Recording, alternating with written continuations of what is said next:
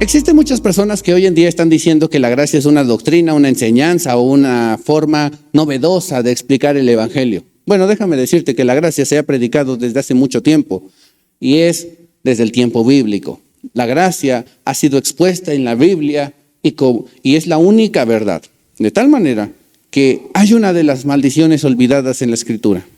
Y dice Pablo, si yo o alguno de los ángeles del cielo les predican otro evangelio que no sea el evangelio que les hayamos enseñado nosotros, el evangelio de gracia, sea maldito. Es interesante porque después lo vuelve a repetir. Termina de decir esto, sea maldito, y dice, e insisto, si alguno de nosotros o incluso un ángel del cielo les enseña un evangelio diferente al evangelio de gracia que hemos impartido a ustedes, les sea maldición o quede bajo maldición. Según la traducción que tú tengas, vas a encontrar que lo que te digo es completamente real. Pero hay personas que lo que hacen es pervertir el evangelio. Entonces Pablo dice, no que haya otro evangelio, sino que hay personas que tratan de pervertir el evangelio. ¿Cuál evangelio? La gracia de nuestro Señor Jesucristo. Esto es curioso porque hoy en día tenemos de todo tipo de sermones. Hay sermones para cada gusto y para cada elección y está bien. Yo no digo que esté mal. El asunto es que lo que menos queremos escuchar es la gracia de Dios. Porque muchas personas lo que dicen es, ya sé que es la gracia de Dios, por favor no me hables de la gracia de Dios. Yo ya entendí, no necesito eso, ahora quiero alimento fuerte. Es curioso porque cuando tú lees Hebreos, todo el libro de Hebreos, te darás cuenta que está repleto de la gracia de Dios y solo de la gracia de Dios. Y se molesta bastante cuando la gente quiere hablar supuestamente de cosas fuertes y hablan de pecado, de bautismos, imposición de manos. Es interesante porque la Biblia nos demuestra que la gracia está por encima de todas las cosas. Recordarás que la Biblia nos dice, aquellos que por la ley os justificáis, han caído de la gracia. La gracia es más alta que la ley, pues puedes caer de la gracia, pero no puedes caer de la ley. Le fallas a la ley, pero no caes de la ley. La gracia es muchísimo más alta. Cuando se trata de gracia, la gracia te demuestra que estás en una relación con el Padre. Déjame mostrarte algo en este verso. El pecado ya no tendrá más dominio sobre ustedes por cuanto ya no estáis bajo la ley, sino bajo la gracia. Romanos 6:14. Impresionante. Es un verso que demuestra que la gracia es poderosa para todas las cosas y es la única sustancia que necesitamos. ¿Por qué? Si la gracia es un sermón, entonces los sermones deberían de quitarte el pecado, pero resulta que muchos de los sermones que hoy escuchamos sobre pecado, lo único que provocan en nosotros es culpabilidad, pero no un cambio de mentalidad. Y recordarás que arrepentimiento es un cambio de mentalidad, pero no es culpabilidad. Entonces este verso está disolviendo la creencia de que la gracia es un sermón, pues un sermón no puede quitar el dominio del pecado sobre ti. Definitivamente no. Solo hay una cosa, una persona, la sangre de Jesús, Jesucristo, que pueden quitarte todo pecado. Pues la Biblia dice, la sangre de Jesús nos limpia de todo pecado. Por su sangre hemos sido limpiados, lavados de toda imperfección. Pero, insisto, el pecado ya no tendrá dominio sobre ustedes. Para aquellos que creen que es una doctrina, ninguna doctrina en el mundo es capaz de liberarte del pecado. Ninguna. Absolutamente ninguna. Pero solo hay una persona. Nótalo. Resulta que la gracia lo que hace es que Jesucristo sea el centro de tu universo. Que Jesucristo sea el 100% tuyo. Tu única esperanza, tu única interacción, lo único que ves en todas partes. Te envuelve tanto que esto es lo que te cautiva y has escuchado tal vez a personas que cuando cuentan su testimonio de cómo vinieron a Cristo, empezaron a ver todo de una forma diferente. Ahora había color en sus vidas. Había amor inagotable en sus vidas, una forma distinta de experimentar los quebrantamientos, de vivir y de sufrir y todas estas cosas. Pero ¿no es interesante que hoy, cuando hablamos de la gracia de Dios, pensamos, no, la gracia, no hables de la gracia, porque la gente va a empezar a pecar, se van a volver bien liberales, van a hacer lo que quieran? ¿Por qué? La gente que dice estas cosas sabe bien en su corazón que hay una realidad que no puede ser cambiada, y es que hagas lo que hagas, Dios te ama. Que Dios ha perdonado tus pecados pasados, presentes y futuros. Recuerda, seré clemente a sus transgresiones y nunca más me acordaré de sus pecados. Ha perdonado todo. No puedes hacer nada para que Dios te ame más, no puedes hacer nada para que Dios te ame menos. Dios te ama y te ve justo. Te ve como una persona justa y te juzga como una persona justa. Cuando tú comprendes esto, tú entiendes que realmente no he visto justo desamparado, ni su simiente que mendigue pan. Cuando tú entiendes que eres un justo ante los ojos de Dios, tú captas que Jesucristo está diciendo en Mateo capítulo 5, 6, 7, pidan y se les dará, porque ya no estás pidiendo según un pensamiento negativo, derrotado, destruido, de condenación. Oh Señor, si quieres puedes ayudarme, podrías ayudarme, te pido que me ayudes. Sino que tú sabes que la enseñanza de Jesucristo respecto al Padre y nuestras oraciones son: el pan nuestro de cada día, dánoslo. No es una petición alargada, con mucha, reverencia. Es casi una exigencia. El pan nuestro de cada día, dánoslo hoy. Dánoslo hoy. Porque tú entiendes que eres justo, que cuando Dios te mira a ti, Él te ve justo. La verdad es que no podemos cambiar estas cosas, por mucho que querramos. Y aún las personas que más se aferran a sus creencias tienen que aceptarlo. Recuerda que la Biblia nos dice en 2 de Corintios capítulo 5 verso 17, si alguno está en Cristo, nueva criatura es. Este verso dice nueva criatura es, no dice estoy en un proceso de ser nueva criatura. Si estás en Cristo, bueno, ahora tienes que estar en un proceso o vas a pasar por un proceso de ser nueva criatura. Hoy enseñan muchas personas eso. Ya estás en Cristo, trata de mejorar tu vida, échale ganas. Y se centran en ti, en lugar de centrarse en Jesucristo, que es la respuesta al pecado, según lo que leímos en Romanos 6:14. Te estoy demostrando que la gracia es una relación con Cristo. El pecado no tendrá dominio sobre ustedes. La única forma de que el pecado no tenga dominio sobre nosotros, tú la conociste cuando viniste a los pies de Cristo. Padre, te entrego mi vida. Y es sorprendente que tan rápido olvidemos esto. Cuando venimos al Padre, por primera vez, tú, sin que te presentaran la ley, sin que tuvieras nada que ver con legalistas, con legalismo o con formas religiosas, tú cambiaste. Porque lo único que escuchaste fue la gracia de Dios. Pero es sorprendente que ahora en las iglesias no querramos hablar sobre la gracia de Dios, que es la única cosa que verdaderamente transforma a las personas.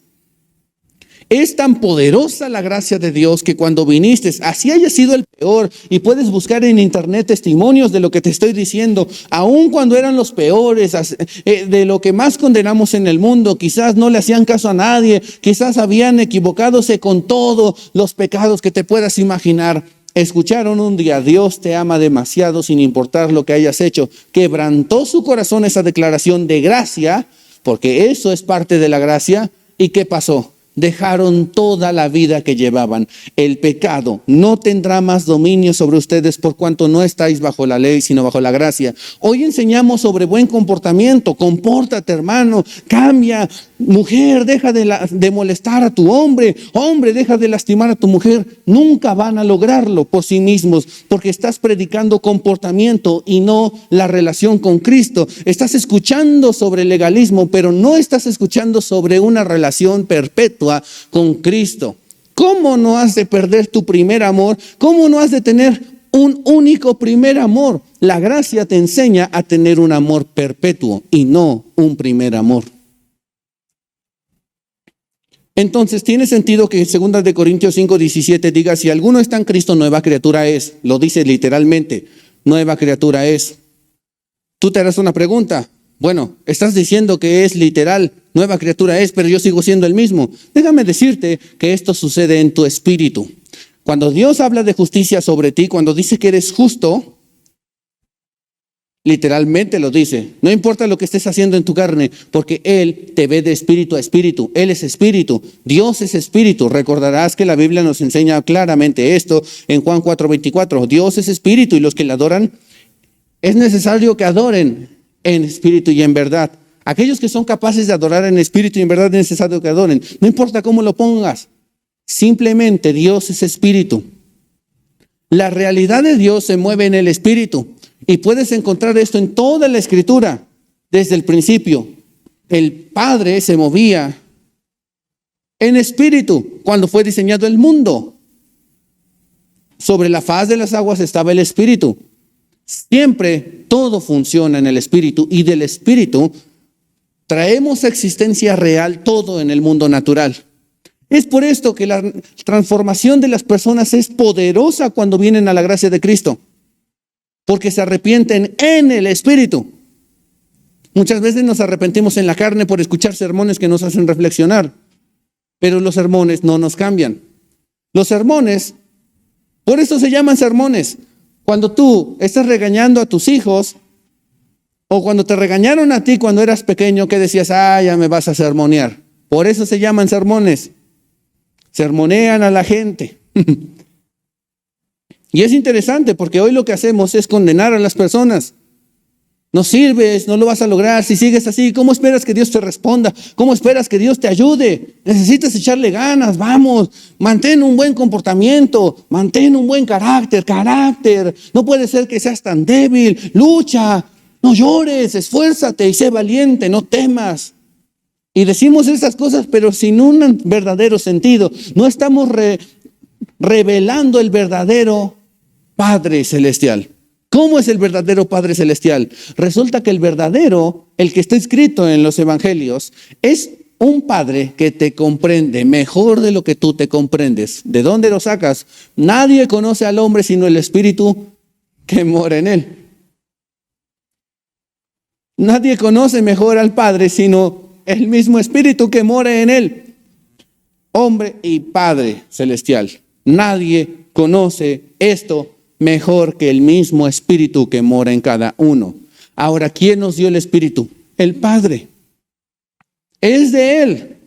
Es el vínculo perfecto que tenemos entre Él y nosotros. Y podemos recibir. Esto es lo que produce verdadera vida. No es un asunto progresista o un evangelio de prosperidad. Cuando Él está dentro de ti, de tu interior, corren ríos de agua viva. Estoy hablando de verdadera riqueza.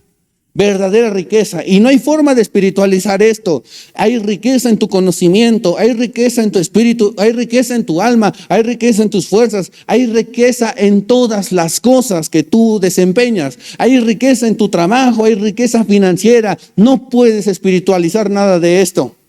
Cuando yo hablo de espiritualizar las cosas, no me refiero al Espíritu Santo o al Espíritu que estoy manejando ahora, que mora en nosotros. No. Me refiero a que la gente convierte todo esto en un asunto religioso. A eso voy cuando menciono, no puedes espiritualizar esto. Es decir, no puedes tratar de acomplejar o tratar de encajonar toda esta información en tu mente religiosa. No puedes, de ninguna manera, de ninguna manera. Son cosas tangibles que pueden verse, oírse, sentirse. Esta es la realidad de la palabra. Entonces, tú sigues estudiando la Biblia y la gracia avanza de tal manera que nos enseña, por cuya herida fuiste sanado. Esto es gracia. Tú no mereces la sanidad. Hay quienes dicen, échale ganas en la iglesia, esfuérzate, vas a ver que Dios te va a responder, pero échale ganas. Todo eso es mentira. Esas personas que hablan así están bajo la ley. La ley demanda que tú hagas algo para que Dios te bendiga. La gracia es te doy todo antes de que siquiera hagas algo. Si quieres hacer algo por mí, dice el Señor, hazlo porque me amas, pero no porque creas que yo te voy a dar o te voy a bendecir. Hay quienes usan esto en el diezmo. Hermanos, diezmen, Dios les va a bendecir, Dios les va a dar. Déjame decirte que eso no pasa en el tiempo de gracia ahora. Ahora tú vienes a la iglesia y das acción de gracias por medio de la ofrenda. Pero definitivamente Dios te va a bendecir porque diezmes o no, porque ofrendes o no. No importa el término ahora. Ciertamente estamos en un tiempo en el que la ofrenda es el término correcto, podríamos decirlo. Pero no importa. Hay muchos lugares, dependiendo del concepto que tú tengas, no importa. Pero muchos siguen creyendo, si yo hago algo, si yo le echo ganas, y terminan frustrados porque cuando Dios no le responde dicen, pero Dios, si yo le eché ganas, yo hice todo lo necesario, me esforcé, me comporté, fui a la iglesia, lavé los baños, empujé las sillas, le ayudé al pastor, no pasó nada. ¿Por qué no me has sanado? ¿Por qué no me has respondido? ¿Por qué no me has bendecido? Tú estás bajo la ley. De la gracia has caído. No puedes tener acceso a las bendiciones. ¿Qué bendiciones? Vengan a comprar sin dinero y sin pagar. Tú puedes leer el libro de Hebreos y entender una cosa. Jesús no quiere sacrificios, no quiere pago. Todo es gratuito. La gracia es un asunto gratuito.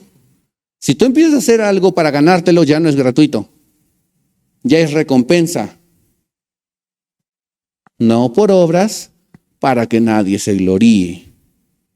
En pocas palabras, la gracia te va a presionar tanto a que tú tengas una relación con Cristo, que todo lo hagas por amor a Cristo y siempre por pasión a Cristo. Nunca por esperar algo, jamás. ¿Por qué? Cuando tú estás bajo la gracia, eres tan bendecido que dices, Dios, ¿qué te puedo pedir? Todo me lo has dado y todo me lo vas a dar. ¿Qué puedo hacer? No vine a pedirte, solo quiero estar contigo. Surge una necesidad, pasa algo, y tú, en lugar de pedir a Dios, cumples lo que dicen las Escrituras. Estás tan lleno de gracia que el mismo Espíritu se cumple en ti. La misma palabra escrita se cumple en ti. Vendrá el Espíritu Santo, les revelará todas las cosas y les enseñará todas las cosas. Pasa una necesidad, viene ese Espíritu, te recuerda la palabra. ¿Y qué dice la palabra? Surge del interior, va sobre esa necesidad. Y recuerdas las palabras de Jesús. Con la fe que tienes de un justo, recuerda, no he visto justo desamparado. El justo por la fe vivirá. No importa cuántas cosas le pasen al justo, de todas ellas le librará Jehová. Tú recuerdas todo esto y entonces aplicas las palabras de Jesús. Ok, montaña, te ordeno a ti. No le pides al Señor. Tú estás consciente de cuánta gracia ha sido derramada sobre ti y haces lo que Jesús dijo. En este pasaje específicamente, tú le dirías a la montaña. No dice, tú le dirías al Padre que mueva la montaña. Es, tú le dirías a la montaña. Esta gracia está tan dentro de ti que tú le dices a la montaña, quítate problema, quítate enfermedad. ¿Por qué? Porque te lo está diciendo un justo, una persona justa y santa, valorada, respetable ante los ojos del Señor. ¿Esto te guía a una vida desordenada? De ninguna manera. El pecado no tendrá más dominio sobre ustedes, pues ya no están bajo la ley. Déjame leértelo. Ahora bien, ¿eso significa que podemos seguir pecando porque la gracia de Dios nos ha liberado de la ley? Claro que no. ¿No se dan cuenta que uno se convierte en esclavo de todo lo que decide obedecer? Uno puede ser esclavo del pecado, lo cual lo lleva a la muerte, o puede decidir obedecer a Dios, lo cual lleva a una vida recta. ¿De qué está hablando? Ninguno puede servir a dos señores. Cuando tú estás en la gracia, no estás en el pecado, no puedes pecar, no puedes decir estoy bajo la gracia y estoy pecando. No puedes. Ciertamente tu carne, déjame explicar algo claramente, tu carne peca, siempre lo va a hacer. Cuando yo digo no puedes estar bajo la gracia y no pecar, aquí van a saltar muchos y decir, bravo, sí, eso suena como lo que yo enseño, eso suena como lo que yo he escuchado, eso suena como lo que yo practico, sí, yo me esfuerzo por tener una vida. Eso no es estar bajo la gracia. Nada de que yo me esfuerzo, nada de que, si yo he tratado de llevar una vida. Eso no es estar bajo la gracia. Tú entiendes que es la gracia la que te purifica, no tu esfuerzo de estar bajo la gracia y tener una vida recta. Tienes que comprenderlo claramente, así que te lo digo despacio. Estar bajo la gracia produce una vida correcta. Crees lo correcto y vives correcto. Estar bajo la gracia te impulsa a tener una relación con Cristo. Pasas más tiempo con Él. Y aunque tu cuerpo sigue pecando, recuerda, es en tu espíritu donde ocurrió la transformación. Por eso la Biblia lo dice de forma definitiva. Si alguno está en Cristo, nueva criatura es. No dice que es un proceso. Aquellos de ustedes que siguen diciendo, sí, si estoy bajo la gracia, no estoy en el pecado. Entonces le empiezas a decir a los demás, ya compórtate, estás bajo la gracia, compórtate, deja de hacer. Le estás enseñando a las personas a estar bajo la ley, no bajo la gracia. Tienes que ser muy cuidadoso. Además que Romanos 14 dice que no le digas a las personas qué hacer o qué no hacer. La gracia nos impulsa a la verdadera libertad. ¿Y qué es lo que produce la verdad? La libertad. Eso es lo que produce la verdad. ¿Qué es lo que produce? Libertad. Entonces, antes ustedes eran esclavos del pecado, pero gracias a Dios ahora obedecen de todo corazón la enseñanza que les hemos dado. Qué increíble. Ahora son libres de la esclavitud del pecado y se han hecho esclavos de la vida recta. No puedes servir a dos señores. ¿De qué va todo esto? Sigo sin entender. Déjame explicártelo con más paciencia. Tu cuerpo siempre va a pecar, entiéndelo, y deja de frustrarte al respecto.